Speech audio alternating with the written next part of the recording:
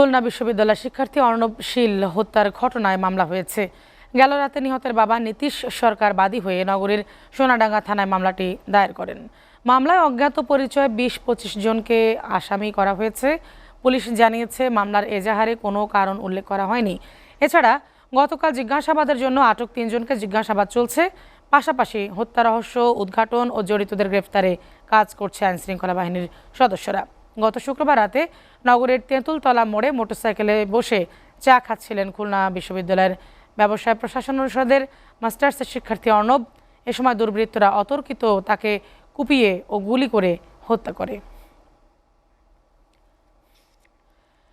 খুলনা বিশ্ববিদ্যালয়ের শিক্ষার্থী অর্ণব শীল হত্যার ঘটনায় মামলার আরও খবর জানাতে খুলনা থেকে সরাসরি যুক্ত হচ্ছেন সহকর্মী রকিবুল ইসলাম মতি। খুলনা বিশ্ববিদ্যালয়ের শিক্ষার্থী অর্ণব শীল কী কারণে হত্যাকাণ্ডের ঘটনা ঘটেছে, স্থানীয় প্রশাসন কি বলছে, বিস্তারিত জানাবেন। রূপা, বিশ্ববিদ্যালয়ের যে শিক্ষার্থী যে হত্যা হয়েছে সে ব্যাপারে কিন্তু পুলিশের সাথে আমরা কথা বলেছিলাম।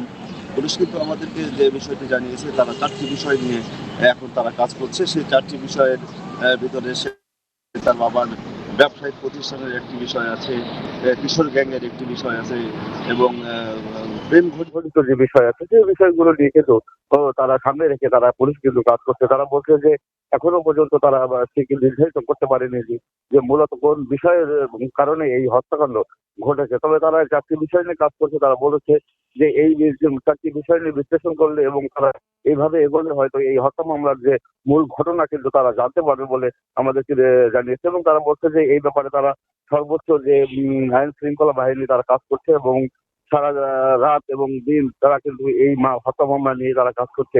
এই বিষয়টা নিয়ে সুশীল সমাজের মানুষ কিন্তু বলছে যে খুলনা মহানগরীতে কিন্তু যে একের পর এক হত্যাকাণ্ড হচ্ছে, এই হত্যাকাণ্ড নিয়ে কিন্তু সে মানুষের ভিতরে এক ধরনের আতঙ্ক সৃষ্টি হচ্ছে। রাত হলে বলে রাখি যে রাত হলেই কিন্তু মানুষের ভিতরে চরম একটা আতঙ্ক সৃষ্টি হয়েছে এবং নাগরিক সমাজের যারা নেতৃবৃন্দ আছে তারা বলছে যে এই আতঙ্ক থেকে তারা কিন্তু মুক্তি পেতে চায়। অর্ণব হত্যা মামলা কিন্তু আরও মানুষকে যে এই হত্যার মধ্যে কিন্তু মানুষের যে স্বাভাবিক যে দুশ্চিন্তা কিন্তু আরো বাড়িয়ে দিয়েছে বলে রূপানুরা আমাদের খুলনা মহানগরী মানুষ কিন্তু আর ধরনের দুশ্চিন্তায় পড়েছে বলে তারা আমাদেরকে জানিয়েছে। আমি জানিয়ে রাখি যে খুলনা কিন্তু এই 4 মাসে কিন্তু 4 মাসে প্রায় 11টা খুনের ঘটনা কিন্তু খুলনায় ঘটেছে। অর্ণবের হত্যা দিয়ে কিন্তু সেই সংখ্যা আরো একটা বাড়িয়ে দিল এবং বেড়েছে বলে আমরা জানতে পেরেছি। এরকম হত্যাকাণ্ড যদি খুলনা শহরে বাধা থাকে, এখানকার সাধারণ মানুষ যারা আছে তারা কিন্তু আতঙ্কগ্রস্ত হচ্ছে। অর্ণব শীল হত্যাকাণ্ড কিন্তু একটা অনাকাঙ্ক্ষিত হত্যাকাণ্ড বলে এখন পর্যন্ত আমরা নিশ্চিত হয়েছি। তারা বলছে খুলনা বিশ্ববিদ্যালয়ের ছাত্র ও নৈশকালীন পড়াশোনা করেন এবং নর্থ ওয়েস্টার্ন ইউনিভার্সিটি থেকে পড়াশোনা করেছেন। সেই কারণে সেই হিসাব করে কিন্তু আজকে নর্থ ওয়েস্টার্ন ইউনিভার্সিটির পক্ষ থেকে কিন্তু বিক্ষোভ সমাবেশের ডাক দিয়েছে বেলা 11টার সময়। তারা কর্মসূচি করবেন বলে আমরা জানতে পেরেছি। এদিকে সুশীল সমাজের নেতারাও কিন্তু তারা বিভিন্ন রকম বিবৃতি দিয়েছে এই হত্যাকাণ্ড নিয়ে।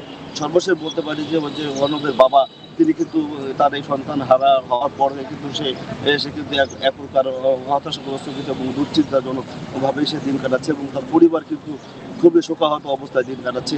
সে মামলা করেছে এবং মামলা করে আমাদের সাংবাদিকদেরকে যে বিষয়টি বলেছেন যে এই মামলা হোক এবং মামলার আসামি যেন গ্রেপ্তার হয় সে ব্যাপারে কিন্তু পুলিশের কাছে তিনি বারবার করে অনুরোধ করেছে এবং পুলিশও বলেছে যে শুধু তার সন্তান নয়, নগরীর প্রত্যেকটা মানুষ যেন নিরাপদে এই শহরে বসবাস করতে পারে সেই বিষয়টি যেন পুলিশ গুরুতরভাবে দেখেন, সেই বিষয়টাও কিন্তু তার পরিবার থেকে জানানো হয়েছে।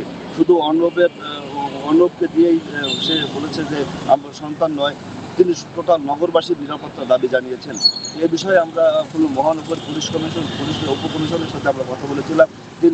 তিনি যে বিষয়টি আমাদেরকে জানিয়েছে যে বলেছে যে নগরীতে টহল এবং বাড়ানো হয়েছে এবং নিরাপত্তা জোরদার করা হয়েছে। দুপায় এই ছিল আমার কাছে খুলনা থেকে অর্ণব হত্যার সর্বশেষ খবর।